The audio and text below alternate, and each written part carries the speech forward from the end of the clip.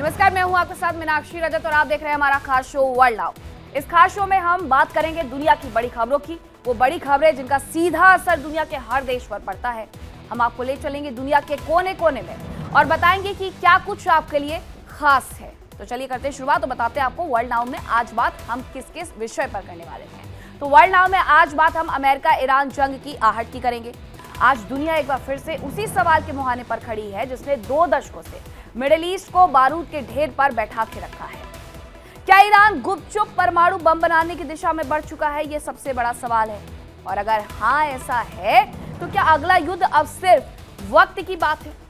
पिछले साल इजराइल और अमेरिका के भीषण हवाई हमलों के बाद माना गया कि ईरान के परमाणु ठिकाने नतांज और इस्फहान तबाह हो चुके हैं। लेकिन अब नई सैटेलाइट तस्वीरें एक अलग ही कहानी कह रही हैं।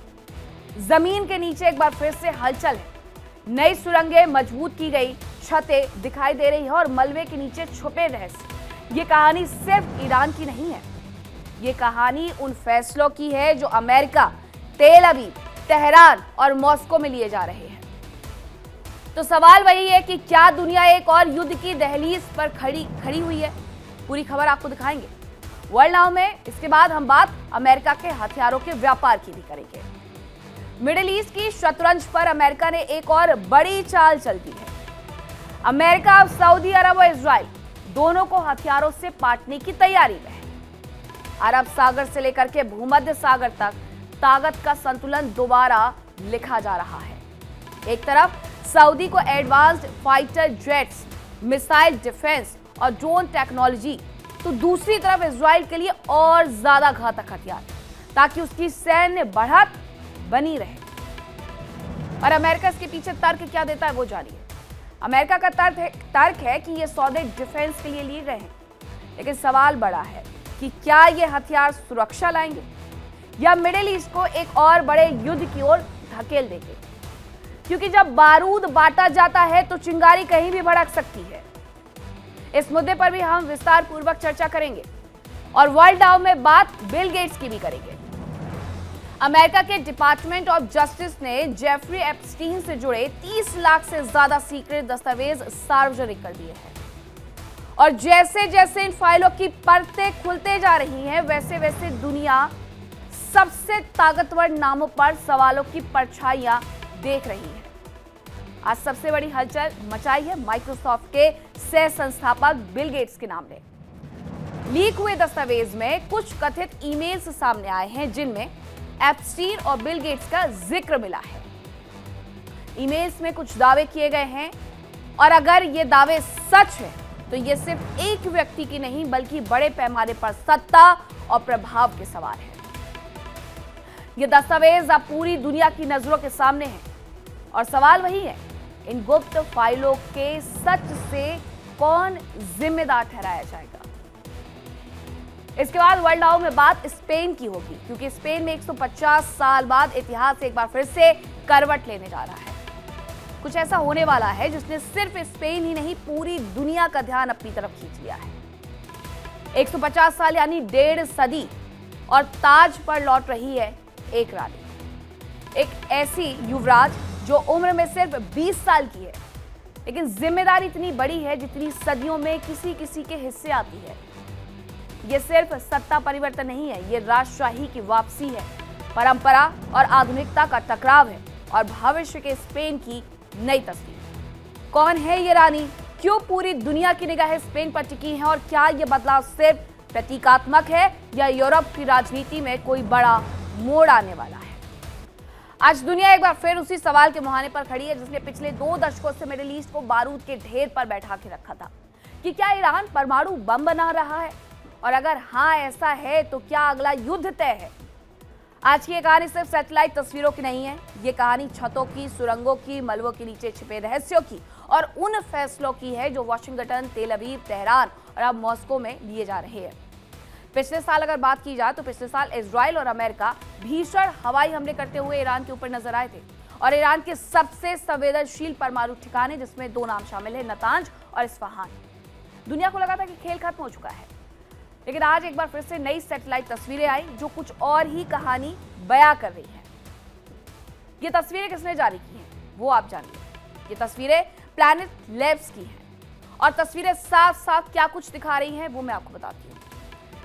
तस्वीरों में खुलासा हुआ है, इमारतों के ऊपर नई छतों को बना दिया गया है, मलबे को ढकते हुए कवर स्ट्रक्चर लगा दिया गया है ताकि कोई इसके बारे में जान ना पाए, लेकिन सैटेलाइट तस्वीरों ने सब कुछ बयां कर दिया है। इन सुरंगों की यहां तक कि मरम्मत की जा रही है, जमीन के नीचे एक नई हलचल जो है वो देखने को मिल रही है, वो महसूस करने को मिल रही है। और इसी वजह से सवाल उठता है कि अगर सब कुछ खत्म हो गया है तो ये छतें क्यों है, और अगर कुछ बचा ही नहीं तो छिपाने की जरूरत फिर क्या है। नई छतों के कारण सैटेलाइट के जमीन पर हो रही गतिविधियों को देख पाना लगभग मुश्किल हो गया है कि आखिरकार अंदर खाने चल क्या रहा है। यह बात इसलिए भी अहम है क्योंकि ईरान ने अंतर्राष्ट्रीय परमाणु ऊर्जा एजेंसी के निरीक्षकों को देश में प्रवेश की अनुमति नहीं दी है, और ऐसे में रिमोट मॉनिटरिंग ही निगरानी का एकमात्र साधन बचा था कि रिमोट निगरानी, सैटेलाइट निगरानी के माध्यम से यह समझा जाए कि आखिरकार ईरान के अंदर क्या कुछ चल रहा है। एकमात्र देश है ईरान, पाकिस्तान के बाद, जिसके पास परमाणु हथियार हो सकते हैं क्योंकि वो परमाणु हथियारों पर काम कर रहा है। विशेषज्ञ हालांकि साफ कहते हैं कि ये छतें किसी नए परमाणु प्लांट के लिए नहीं है, ये छतें स्लेवेज ऑपरेशन के लिए है। मलबे के नीचे दबे संवेदनशील उपकरणों, सेंट्रीफ्यूज, संवर्धित यूरेनियम और संवेदनशील उपकरण निकालने के लिए IAEA के इंस्पेक्टर बाहर है, लेकिन ईरान ने दरवाजे पूरी तरीके से बंद कर रखे हैं और अब निगरानी का एक ही तरीका बचा था कि सैटेलाइट्स, वही सैटेलाइट्स अब इन छतों की वजह से अंधे हो रहे हैं। नतांज और इस्फहान आखिरकार क्यों अहम है, अब आपको ये भी समझा देते हैं कि ये बार बार क्यों अमेरिका और ईरान के निशाने पर रहते हैं। दरअसल तेहरान से लगभग 220 किलोमीटर दूर है नतांज। ईरान का परमाणु दिल माना जाता है नतांज को, और ईरान का सबसे प्रमुख यूरेनियम संवर्धन केंद्र नतांज है, जहां पर 60% तक संवर्धित यूरेनियम होता था। ईरान का परमाणु दिल नतांज के बारे में बताया गया कि जून 2025 में इजराइल ने संवर्धन इकाई को नष्ट किया। अमेरिका ने भूमिगत हिस्सों पर बंकर बस्टर बम से हमला किया और सैटेलाइट तस्वीरों से इस बात का खुलासा भी हुआ था। दिसंबर में नतांज में नई छत का निर्माण शुरू हो जाता है और दिसंबर में यानी महीने के अंत तक इसे पूरा कर लिया गया। बिजली प्रणाली अब भी हालांकि निष्क्रिय है। तस्वीरों में नतांज के पास पिफेक्स माउंटेन नाम की जगह पर लगातार खुदाई भी हो रही है, जहां एनालिस्ट्स का यह कहना है कि ईरान एक नई अंडरग्राउंड न्यूक्लियर फैसिलिटी बना रहा होगा। लेकिन सवाल यह नहीं कि सिस्टम चालू है या नहीं, सवाल यह है कि वहां से क्या निकाला जा सकता है। और अब इस्फहान जहां सेंट्रीफ्यूज बनते हैं, इस्फहान क्यों अहम है अब वो जानिए। नतांज के बारे में आपने जान लिया। इस्फहान में भी जनवरी की शुरुआत में छत बनाई गई। सेंट्रीफ्यूज निर्माण से जुड़ी इकाइयों पर हमले भी हुए। कुछ सुरंगों को मिट्टी से भरते यहां पर देखा गया, एक सुरंग को दोबारा मजबूत करते हुए भी देखा गया है। सैटेलाइट तस्वीरें ये सब कुछ बयां कर रही हैं कि ईरान अपने बैलिस्टिक मिसाइल कार्यक्रम से जुड़े ठिकानों पर कई बार दोबारा काम कुछ शुरू कर चुका है। विश्लेषकों का शक है कि नई अंडरग्राउंड न्यूक्लियर फैसिलिटी, यानी अगर पुरानी जगह तबाह हो गई है तो नई तैयार हो रही है। परमाणु बम तब तक अधूरा है जब तक उससे ढोने वाला हथियार ही ना हो। प्राचीन सैन्य परिसर में तालेगान 2 नामक स्थल को फिर से विकसित किया जा रहा है, जिसे पहले परमाणु हथियारों से जुड़े विस्फोटक परीक्षणों से जोड़ा गया था। पहले भी शक, अब दोबारा निर्माण, और ज्यादा मजबूत और ज्यादा सुरक्षित हमलों के खिलाफ तैयारी। मतलब साफ है कि ईरान सिर्फ बम नहीं सोच रहा है बल्कि डिलीवरी सिस्टम भी तैयार कर रहा है। अमेरिकी राष्ट्रपति डोनाल्ड ट्रंप तेहरान द्वारा देशव्यापी विरोध प्रदर्शनों पर हिंसक कार्रवाई का हवाला देते हुए अमेरिकी सैन्य हमलों से बचने के लिए ईरान से अपने परमाणु कार्यक्रम पर एक समझौते पर बातचीत करने की बार बार मांग कर रहे हैं। अमेरिका ने विमान वाहक पोत USS अब्राहम लिंकन और कई गाइडेड मिसाइल डिस्ट्रॉयर को भी मध्य पूर्व में भेज दिया है। अब जो सीधा फोकस है वो परमाणु कार्यक्रम क्यों है वो भी जान लीजिए, क्योंकि इजरायली खुफिया एजेंसियों ने जो बताया उससे वॉशिंगटन की नींद उड़ गई है। वहीं ईरान लगातार कहता रहता है कि उसका परमाणु कार्यक्रम पूरी तरह शांतिपूर्ण है। हालांकि पश्चिमी देशों और IAEA का कहना है कि 2003 तक ईरान के पास संगठित परमाणु हथियार कार्यक्रम थे और आज भी उसके पास बम बनाने की तकनीकी क्षमता मौजूद है।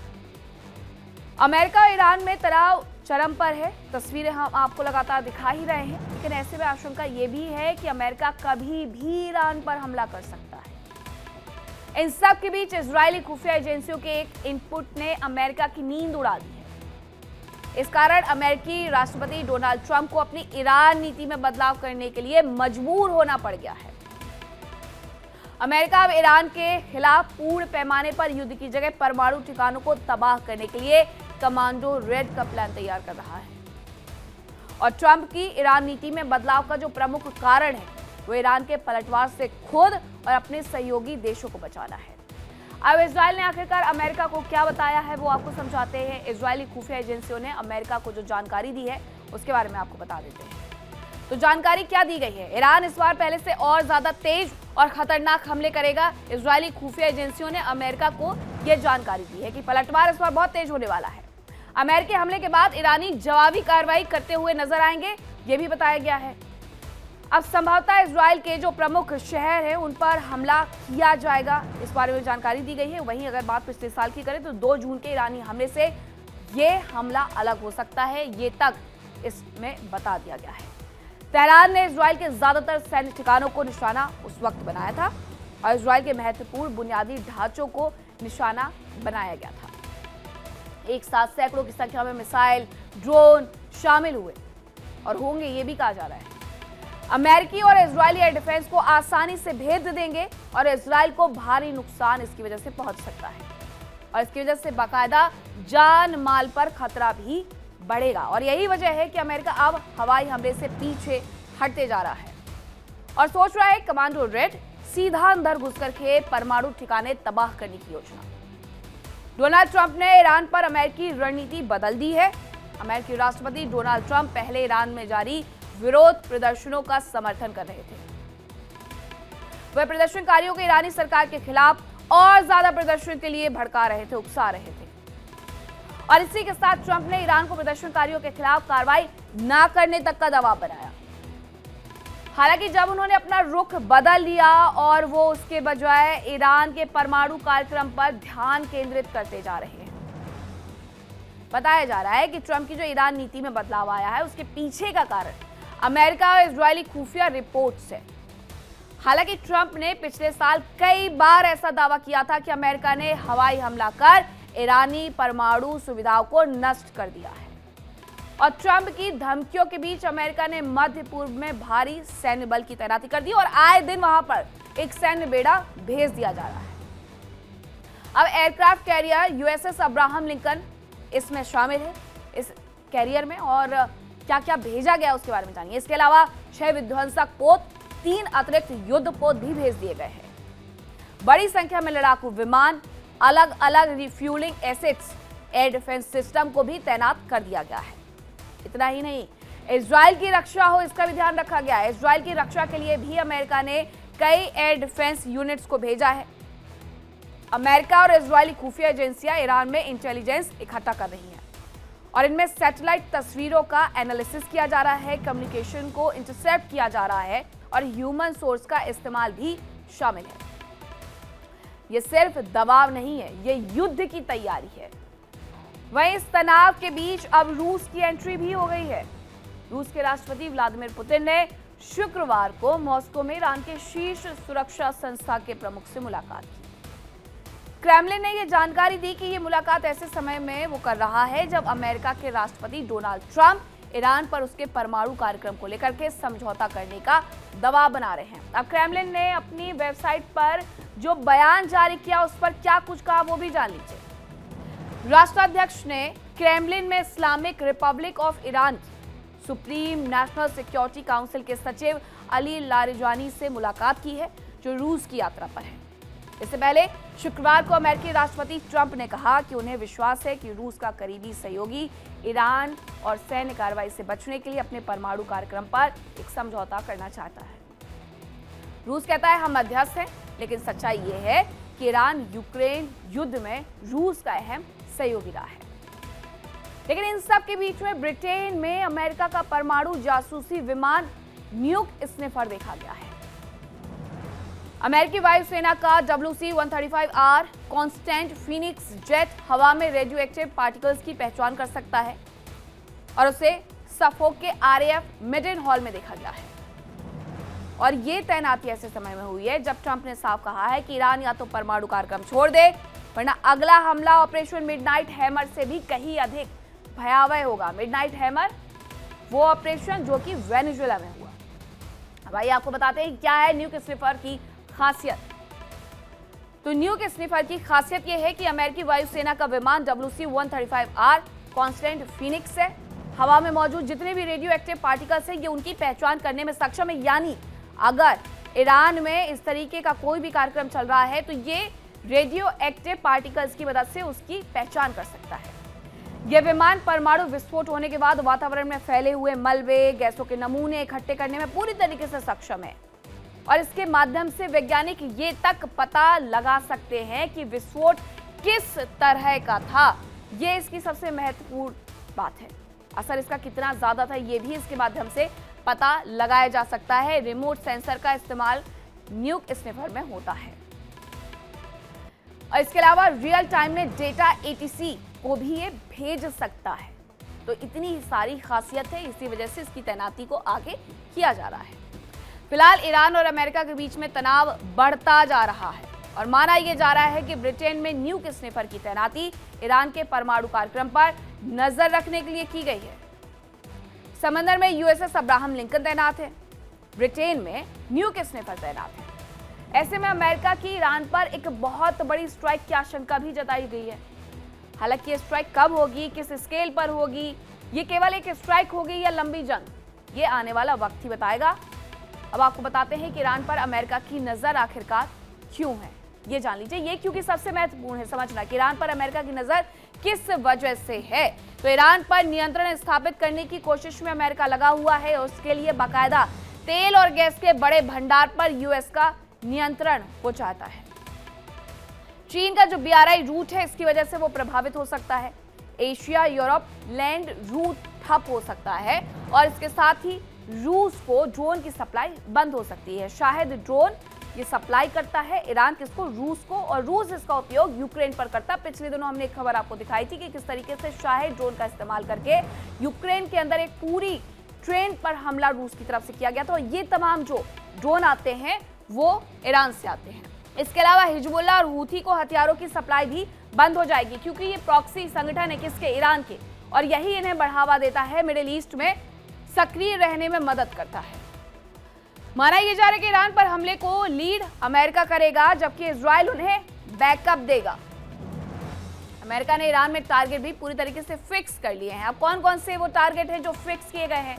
अमेरिका के निशाने पर ईरान की जो न्यूक्लियर साइट्स हैं वो रहने वाली हैं। अब कौन कौन सी ये साइट्स हैं? इनमें फोर्दो नाम है, इसके अलावा नतांज और इस्फहान, जिस पर पिछले दिनों भी हमला किया गया था 2025 में, और इसे लेकर के अमेरिका ने कहा था कि उसने इसे नष्ट कर दिया है। इनके अलावा अमेरिका के निशाने पर ईरान का सैन्य नेतृत्व भी है और इनमें ईरान के टॉप कमांडर्स भी शामिल हैं। IRGC के वरिष्ठ अधिकारी और बासिज फोर्स से जुड़े हुए ऑफिसर इसमें शामिल है। IRGC को तो 35 से ज्यादा देशों ने एक आतंकवादी संगठन तक घोषित कर दिया है। इसके अलावा ईरान के रणनीतिक ठिकानों पर भी हमला किया जा सकता है जिसमें बैलिस्टिक मिसाइल फैक्ट्री भी शामिल हो सकती है। एयर डिफेंस सिस्टम और सैन्य बेस को भी निशाना बनाया जा सकता है। तो ये पूरी जो तैयारी है वो अमेरिका की है ईरान के खिलाफ। हालांकि अमेरिका का जो सबसे पहला टारगेट है वो ईरान के supreme leader Ayatollah Ali Khamenei है। अमेरिका इजराइल की रणनीति होगी कि खामनेई के बंकर पर हमला करके उनकी हत्या कर दी जाए या कमांडो ऑपरेशन के जरिए उन्हें बंधक बनाया जाए। तो आज सवाल सिर्फ ये नहीं है कि ईरान क्या कर रहा है, सवाल यह है कि क्या दुनिया एक और युद्ध के मुहाने पर है? क्या ये छतें बम छिपा रही हैं और अगर अगला कदम उठा तो क्या कोई उसे रोक पाएगा? क्योंकि इतिहास गवाह है, परमाणु कार्यक्रम कभी शांतिपूर्ण नहीं रहते हैं, वे सिर्फ देरी से फटते हैं।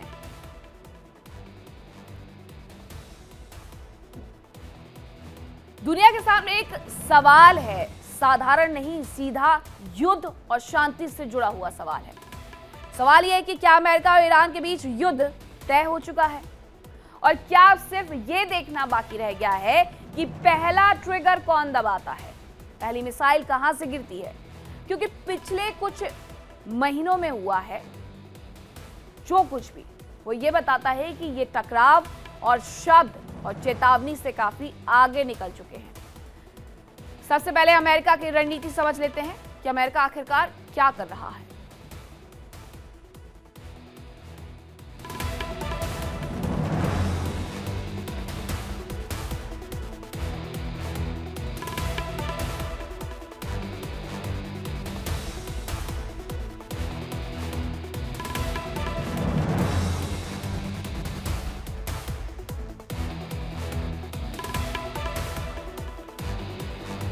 तो रणनीति आपको समझाते हैं। अमेरिका दरअसल लगातार ईरान को चारों तरफ से घेरने की फिराक में है और कर भी रहा है। मध्य पूर्व में इसके लिए भारी सैन्य तैनाती कर दी गई है। विमान वाहक पोत, मिसाइल डिस्ट्रॉयर, लड़ाकू विमान, एयर डिफेंस सिस्टम। साफ संदेश है कि अगर समझौता नहीं तो टकराव तय है।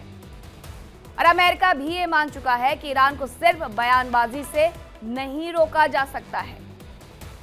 यही वजह है कि अमेरिका की नीति अब डिप्लोमेसी प्लस मिलिट्री प्रेशर दोनों पर चल रही है। अक्सर ऐसा माना जाता है कि ईरान सिर्फ जवाब देता है, लेकिन हकीकत यह है कि ईरान इस वक्त कूटनीतिक शतरंज खेल रहा है और ये खेल काफी चुपचाप, काफी सधे हुए अंदाज में खेला जा रहा है। कारण यह है कि अमेरिका लगातार ईरान को घेर रहा है, वहीं ईरान लगातार कूटनीतिक तरीके से अमेरिका को घेरते हुए नजर आ रहा है। मुस्लिम देशों से लगातार उसकी तरफ से संपर्क किया जा रहा है। सऊदी, यूएई, पाकिस्तान, तुर्की, इन तमाम देशों से उसकी लगातार बातचीत चल रही है। तुर्की को छोड़कर के बाकी ईरान से सटे देशों ने अमेरिका को अपनी जमीन इस्तेमाल ईरान के खिलाफ नहीं होने का वचन तक दे दिया है। अब ईरान पर अटैक का आखिरकार अमेरिकी का प्लान क्या है? अमेरिकी नौसेना का एक विध्वंसक पोत इजराइल पहुंच चुका है। तैनाती अमेरिका की तरफ से अलग अलग देशों में की जा रही है। सबसे पहला नाम इजराइल का है। इजराइल के इलात बंदरगाह पर विध्वंसक पोत को पहुंचा दिया गया है। दक्षिणी बंदरगाह पर विध्वंसक पोत का आगमन पहले से प्लान था। अकावा की खाड़ी पर स्थित दक्षिणी बंदरगाह पर प्लान था कि अमेरिकी और इजरायली सेनाओं के बीच चल रहे सहयोग का यह हिस्सा होगा और इसी के बाद से यह अंदेशा है कि अमेरिका और इजराइल ईरान पर अटैक कर रहे हैं और इसका प्लान बाकायदा बनाया जा रहा है। ये तैनाती ऐसे समय में हुई है जब अमेरिकी राष्ट्रपति डोनाल्ड ट्रंप ने ईरान को धमकी दी है कि परमाणु हथियारों पर समझौता कर लो वरना भीषण हमले के लिए तैयार हो जाओ। पेंटागन प्रमुख पीट हेग्सेथ ने कहा है कि अमेरिकी सेना राष्ट्रपति द्वारा दिए जाने वाले किसी भी निर्णय का पालन करने के लिए तैयार है और ईरान बहुत अच्छे से जानता है कि अमेरिका की जो सबसे बड़ी ताकत है वो क्या है, उसके सैन्य ठिकाने और सहयोगी देशों की जमीन। और इसलिए ईरान ने सीधे उसी बुनियाद पर काम करना शुरू कर दिया है। पिछले महीनों में ईरान ने लगातार संपर्क बढ़ाया है। किसके साथ? सऊदी अरब के साथ, संयुक्त अरब अमीरात के साथ, तुर्की के साथ। अब ये सब कुछ कोई सामान्य मुलाकात नहीं है, ये रणनीतिक बातचीत है। सऊदी अरब, यूएई, इन देशों ने ईरान को यह भरोसा दिया है कि हमारी जमीन का इस्तेमाल ईरान के खिलाफ किसी भी अमेरिकी हमले के लिए नहीं किया जाएगा। यह अमेरिका के लिए लेकिन एक बहुत बड़ा कूटनीतिक झटका है। क्यों? क्योंकि किसी भी बड़े सैन्य अभियान में जमीन और एयर स्पेस सबसे ज्यादा अहम होता है। ईरान एक बात बहुत अच्छे से समझता है, अगर ये लड़ाई अमेरिका बनाम ईरान रही तो वो अकेला पड़ सकता है, लेकिन अगर इसे अमेरिका बनाम मुस्लिम वर्ल्ड की छवि दी जाए तो समीकरण बदल जाते हैं। और यही वजह है कि फिलिस्तीन का मुद्दा, गाजा, इजराइल, मुस्लिम एकजुटता, इन सबको ईरान अपनी कूटनीति में लगातार इस्तेमाल कर रहा है। बात अगर तुर्की की जाए तो तुर्की अकेला ऐसा देश है जो अभी भी पूरी तरह खुला रुख नहीं दिखा पा रहा है, ना पूरी तरह अमेरिका के साथ, ना पूरी तरह ईरान के साथ। अब तुर्की का बयान क्या है, समंदर में किस तरीके से जो घमासान मचा हुआ है उसके बारे में जान लेते हैं। तो आपको बताते हैं कि ईरान के जो परमाणु कार्यक्रम है उसे लेकर के बातचीत जरूरी है, ये तुर्की का कहना है। ईरान और अमेरिका के बीच बातचीत जरूरी है, संभावित हमलों के तनाव को कम करने के लिए बातचीत जरूरी है, ये तुर्की के बयान है। और तुर्की की यही स्थिति खतरनाक भी है, निर्णायक भी है। अगर तुर्की खुलकर किसी एक तरफ चला जाता है तो पूरा संतुलन बदल सकता है। तुर्की में मीटिंग पर मीटिंग हो रही है। ईरान को समझाने का प्रयास किया जा रहा है कि वो अपने परमाणु हथियारों पर डील कर ले। हालांकि तुर्की बिल्कुल ये नहीं चाहता कि ये युद्ध हो, क्योंकि तुर्कियों को सबसे बड़ा डर यही है कि अगर ये युद्ध हुआ तो शरणार्थी सबसे पहले तुर्की का रुख करेंगे। अंकारा में शुक्रवार को बाकायदा इसके लिए मीटिंग भी हुई है ईरान के जो डेलीगेशन है उसके साथ। अब आते हैं सबसे अहम सवाल पर कि क्या युद्ध को टाला जा सकता है। सच्चाई यह है कि अमेरिका पीछे हटना नहीं चाहता, ईरान झुकना नहीं चाहता। अब दोनों के पीछे हटना राजनीतिक कमजोरी बन गया है, यानी गलती की गुंजाइश बहुत कम है। और इतिहास बताता है कि ऐसे युद्ध अक्सर किसी बड़ी घोषणा से नहीं, किसी एक घटना से शुरू होते हैं। कोई ड्रोन गिरा, कोई मिसाइल दागी गई, कोई सैन्य काफिला निशाना बना, कोई समुद्री टकराव हुआ और फिर घटनाएं नियंत्रण से बाहर। युद्ध के लिए अमेरिका ईरान दोनों तैयार है। किस तरीके से तैयार है वो मैं आपको बताती हूं कि बारूद के ढेर पर मिडिल ईस्ट किस तरीके से बैठा हुआ है। मिडिल ईस्ट में अमेरिका के 30 से 40 हजार जवान तैनात कर दिए गए हैं और ईरान के करीब aircraft carrier USS Abraham Lincoln तक तैनात है, बिल्कुल एकदम बगल में जाकर के तैनात कर दिए गए हैं। इसके अलावा aircraft carrier USS George H.W. Bush भी ईरान पहुंच रहा है। और क्या कुछ हो रहा है, यूएसएस जॉर्ज H.W. बुश के स्ट्राइक ग्रुप में फाइटर जेट शामिल है, युद्धपोत शामिल है, सबमरीन शामिल है। ईरान ने समंदर में ड्रोन कैरियर शाहिद बघेरी तैनात कर दिया है। ईरान ने फारस की खाड़ी में यह तैनात किया है Shahid Bagheri drone. Shahid Bagheri drone carrier Iran ने कंटेनर जहाज को 2022-24 के बीच बनाया ड्रोन कैरियर तक यहां पर लेकर के वो आ गए हैं। शाहिद बघेरी से ड्रोन और हेलीकॉप्टर उड़ाए जा सकते हैं, ये सच है, ताकतवर है ये। इसके अलावा ईरान का और क्या रुख है, ईरान पर हमले में साथ नहीं देंगे ये बताया जा रहा है। कौन कौन से देश, यूएई, सऊदी अरब, बहरीन, कतर। तो इन्होंने स्पष्ट कर दिया है कि वो ये साथ नहीं देने वाले अमेरिका का। अमेरिका के पास ताकत है, ईरान के पास शक्ति है, क्षेत्रीय नेटवर्क है, हिजबुल्लाह है, हूती है, इराक और सीरिया में प्रभाव है।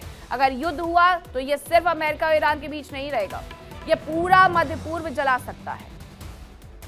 तो आज सवाल ये नहीं है कि युद्ध होगा या नहीं, आज सवाल ये है कि पहला ट्रिगर कौन दबाएगा, कौन पहली गलती करेगा और क्या दुनिया उस आग को फैलने से पहले रोक पाएगी। क्योंकि इतिहास गवाह है कि युद्ध तब शुरू नहीं होते जब नेता घोषणा करते हैं, बल्कि युद्ध तब शुरू होते हैं जब कूटनीति की आखिरी डोर टूट जाती है। और इस वक्त वो डोर बहुत ज्यादा तन चुकी है। दूसरी तरफ राष्ट्रपति डोनाल्ड ट्रंप है, मध्य पूर्व को अमेरिकी हथियारों से पाटने में लगे हुए हैं।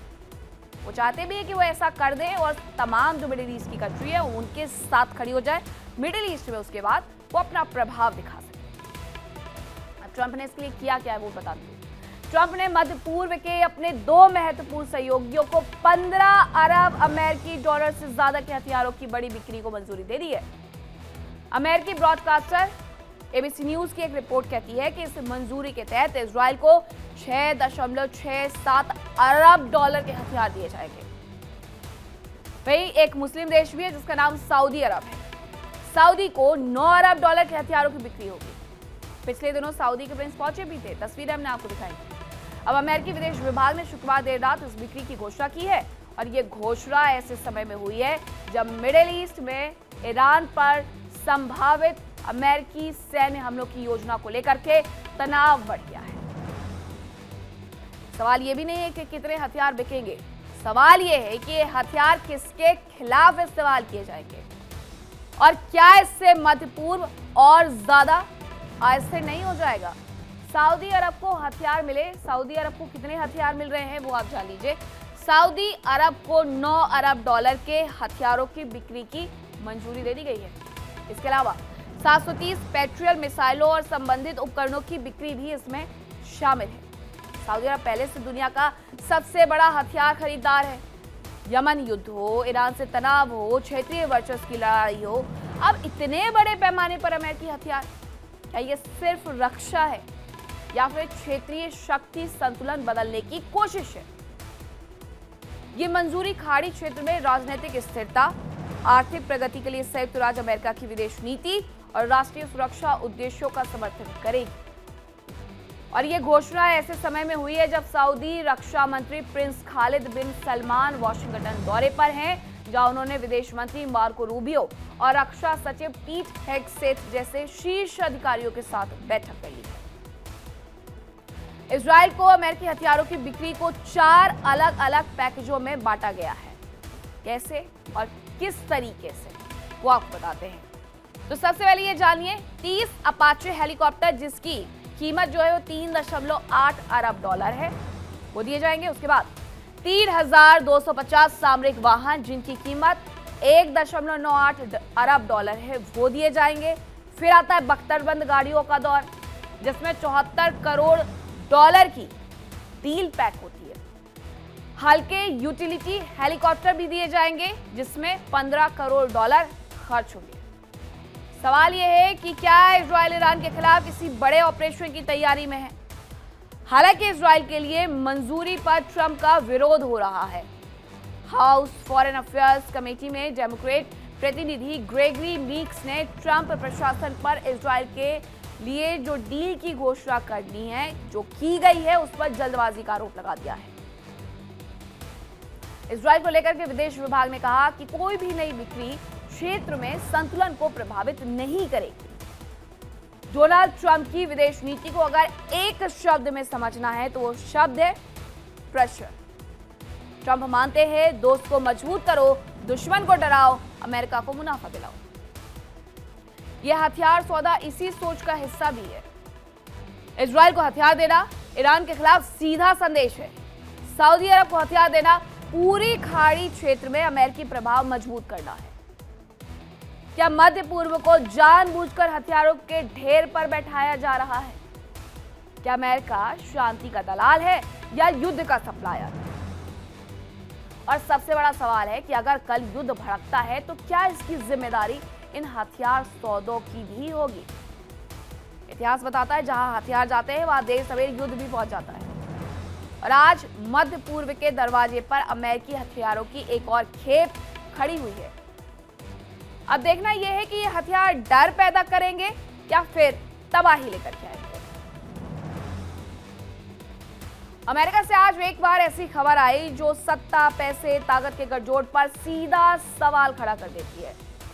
अमेरिका के डिपार्टमेंट ऑफ जस्टिस ने जेफरी एप्स्टीन से जुड़े 30 लाख से ज्यादा सीक्रेट दस्तावेज सार्वजनिक कर दिए हैं। और जैसे जैसे इन फाइलों की परतें खुल रही है, वैसे वैसे दुनिया के सामने सबसे ताकतवर नामों पर सवालों की जो परछाई है वो गहराती जा रही है। आज जिस नाम से सबसे ज्यादा हलचल मची हुई है जिससे हलचल, वो नाम है माइक्रोसॉफ्ट के सह संस्थापक, अरबपति और खुद को मानवता का मसीहा बताने वाले बिल गेट्स। लीक किए गए सीक्रेट ईमेल्स की माने तो गेट्स को एक जानलेवा गुप्त रोग है, एसटीडी,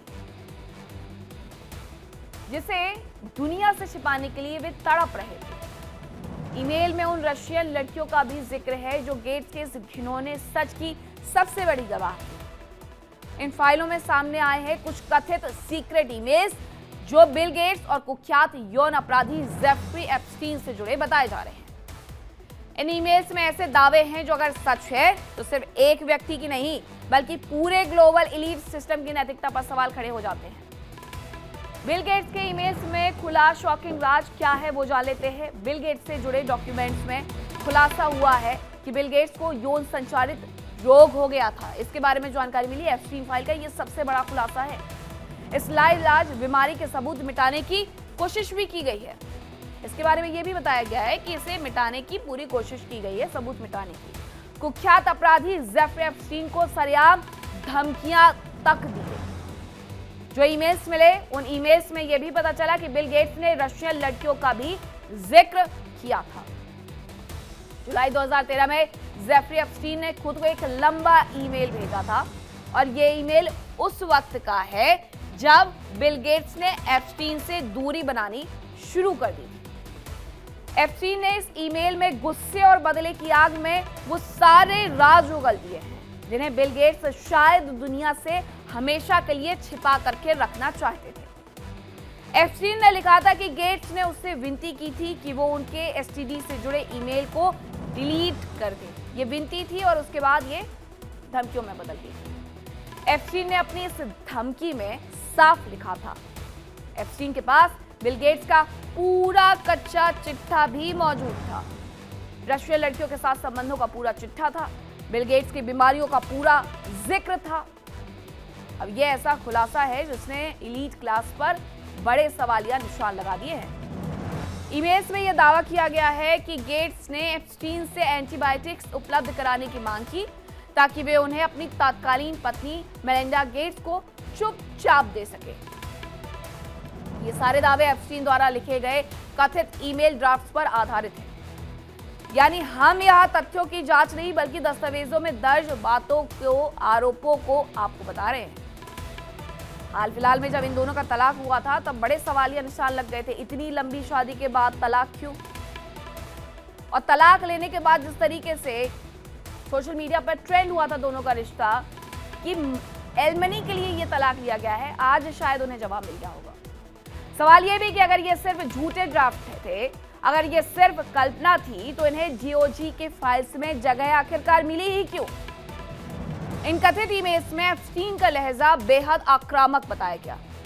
एक जगह वो बिल गेट्स पर नाराजगी जाहिर करता है कि तुमने मुझसे रिश्ता तोड़ा और ऊपर से मुझसे ये भी कहा कि तुम्हारे एसटीडी से जुड़े ईमेल डिलीट कर दूं।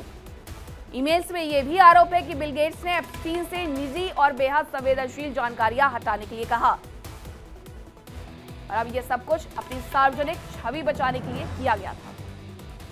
यही नहीं, इन दस्तावेजों में गेट्स के पूर्व सलाहकार बोरिस निकोलिक का भी जिक्र है। दावा है कि उन्हें गेट्स दंपति के वैवाहिक विवाद में घसीटा गया, उनसे ऐसे काम कराए गए जो नैतिक रूप से संदिग्ध या संभावित रूप से अवैध थे। फिर दोहराते हैं, यह आरोप है, अदालत का फैसला नहीं है। अब मेलिंडा के साथ किस तरीके से उन्होंने धोखा किया है वो जान लीजिए। इन दस्तावेजों में बिल गेट्स की पूर्व पत्नी से जुड़ा भयानक किस्सा मिलता है। पूर्व पत्नी मेलिंडा गेट्स से जुड़ा हुआ भयानक किस्सा मिलता है। बिल गेट्स को एसटीडी हो गया था। रशियन लड़कियों के साथ संबंध बनाने के बाद एसटीडी हुआ था। बिल गेट्स ने कथित तौर पर एप्स्टीन से एंटीबायोटिक दवाएं मांगी। एंटीबायोटिक दवाएं चुपके से मेलिंडा को दे सके, इसलिए ये मांगी गई थी। उद्देश्य था कि मेलिंडा को बिना बताए उनका इलाज हो जाए।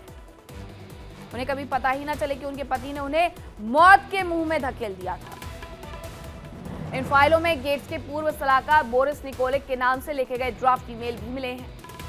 निकोलिक, जो गेट्स के सबसे भरोसेमंद राइट हैंड माने जाते थे, उन्होंने अपने इस्तीफे के ड्राफ्ट में लिखा था कि उन्हें ऐसी चीजों में शामिल होने के लिए मजबूर किया गया जो न केवल अनैतिक थी बल्कि गैर कानूनी भी थी। उन्होंने आरोप लगाया कि गेट्स के लिए रशियन लड़कियों का इंतजाम करने, नशीली दवाइयां पहुंचाने और यहां तक कि अवैध ट्रस्ट बनाने में उन्होंने मदद की। उन्होंने ये भी खुलासा किया कि गेट्स ब्रिज टूर्नामेंट्स के दौरान अपनी दिमागी क्षमता को बढ़ाने के लिए एडरॉल जैसे ड्रग्स का इस्तेमाल करते थे।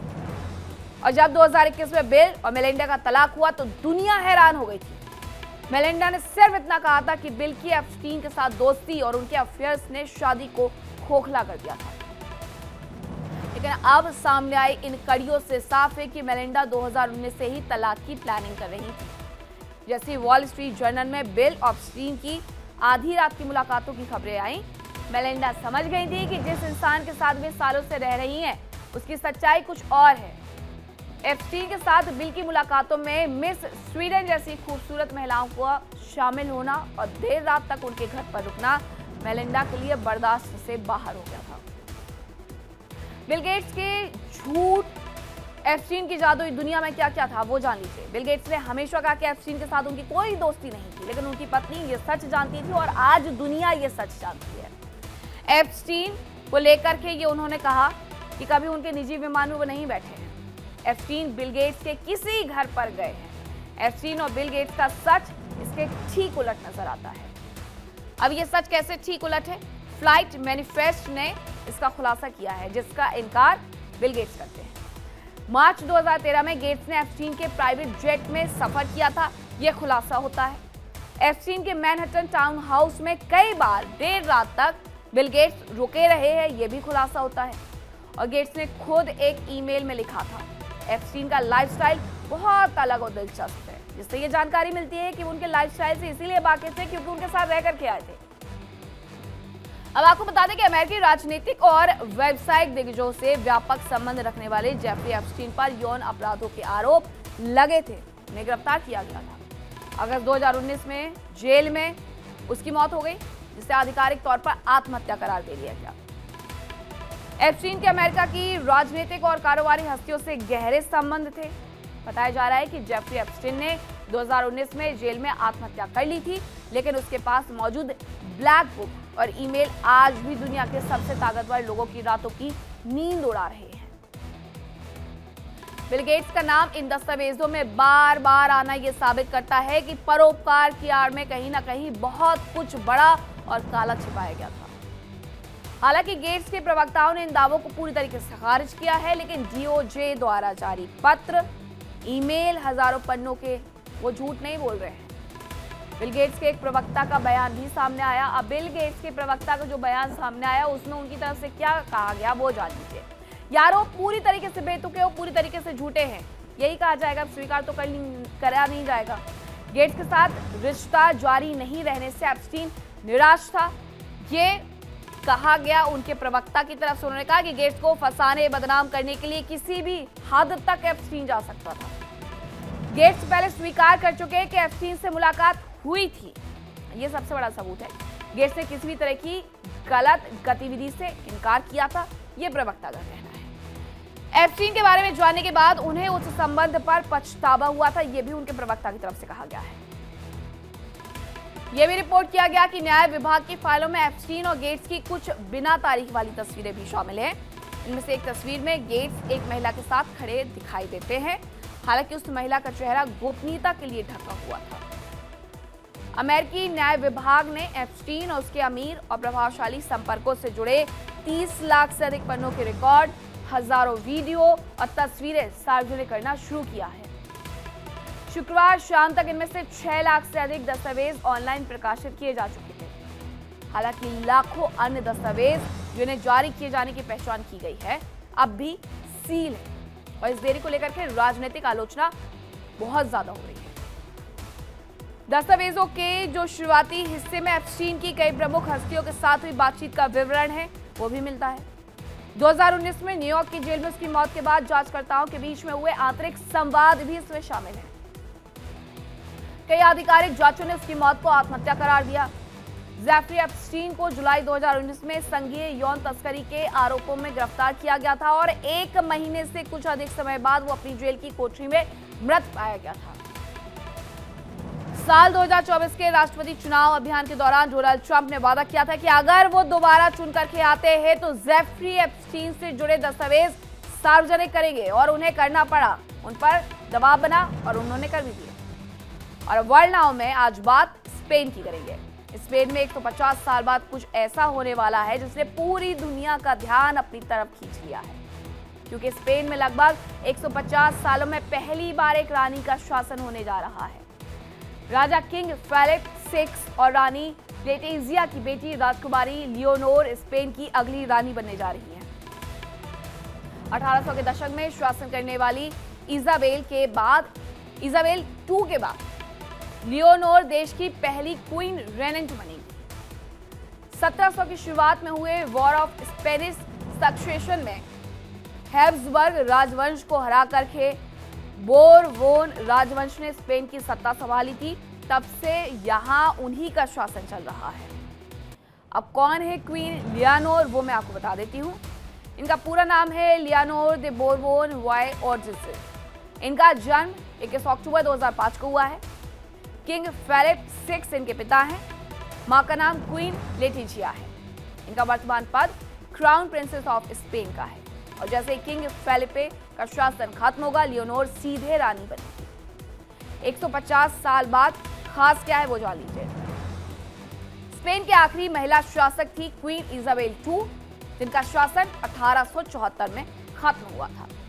यानी पूरे 150 साल बाद स्पेन को फिर से एक क्वीन मिलने वाली है। अब कितनी पढ़ी लिखी है लियानोर। स्पेन और ब्रिटेन दोनों में उन्होंने पढ़ाई की है। UWC एटलांटिक कॉलेज यूके से इंटरनेशनल बैकलॉरिएट, स्पेनिश, अंग्रेजी और फ्रेंच में धारा प्रवाह है। अरबी और ग्रीक की भी बुनियादी जानकारी उनके पास है। राजनीति, अंतर्राष्ट्रीय संबंध और इतिहास में गहरी पकड़ भी है। सिर्फ किताबों तक सीमित नहीं है। क्यों हम ऐसा कह रहे हैं जानिए। क्योंकि स्पेन की तीनों सेनाओं में उन्होंने ट्रेनिंग ली है। आर्मी, नेवी, एयरफोर्स सब में ट्रेनिंग लेकर के आई है। मिलिट्री ड्रिल, हथियार प्रशिक्षण, लीडरशिप कोर्स सब कुछ किया है। यानी भविष्य की रानी फाइलों में नहीं, फील्ड में तैयार हुई है। जनरल फ्रैंको की तानाशाही खत्म होने के बाद 1975 में स्पेन में फिर से राजशाही शुरू हो गई थी, जिसके बाद स्पेन को लोकतंत्र की ओर ले जाने में महत्वपूर्ण भूमिका निभाने वाले राजा जुआन कार्लोस देश के राजा बने थे। 2014 में कार्लोस ने अपनी गद्दी छोड़ दी थी और उनकी जगह उनके बेटे फेलिप नए राजा बन गए थे। फेलिप के बाद अब उनकी बेटी लियोनोर ताज की अगली उत्तराधिकारी हैं। फेलिप और लेतेजिया की शादी 2004 में हुई थी। लेतेजिया शादी से पहले एक पत्रकार थी। 42 साल की उम्र में स्पेन की रानी बनी। फेलिप और लेतेजिया की 2 बेटियां हैं। इनमें बड़ी बेटी राजकुमारी लियानोर है, जिनका जन्म 2005 में हुआ था, और लियानोर अपने पिता फेलिप के बाद सिंहासन की उत्तराधिकारी भी है। लियानोर की छोटी बहन इन्फ्रांटा सोफिया, जिनका जन्म 2007 में हुआ था। आपको बता दें, स्पेन की परंपरा के अनुसार सिंहासन के उत्तराधिकारी को गद्दी संभालने से पहले सेना, नौसेना, वायुसेना में सैन्य प्रशिक्षण लेना अनिवार्य होता है। और लियोनोर ने अपनी उच्च शिक्षा की शुरुआत वेल्स के UWC एटलांटिक कॉलेज से इंटरनेशनल बैकलॉरिएट डिप्लोमा के साथ की है। इसके बाद उन्होंने भविष्य में देश की कमांडर इन चीफ बनने के लिए अपनी सैन्य ट्रेनिंग शुरू कर दी थी। तो ये थी वर्ल्ड नाउ की आज की खबरें। अब वर्ल्ड नाउ में वक्त एक छोटे से ब्रेक का है। कल फिर होगी मुलाकात कुछ नई खबरों के साथ। रुक रहे छोटे से ब्रेक के लिए, कहीं मत जाएगा, क्योंकि इंडिया डेली अब आपके स्मार्ट टीवी पर भी मौजूद है। इंडिया डेली 24x7 अब आपके स्मार्ट टीवी पर भी लाइव देखें।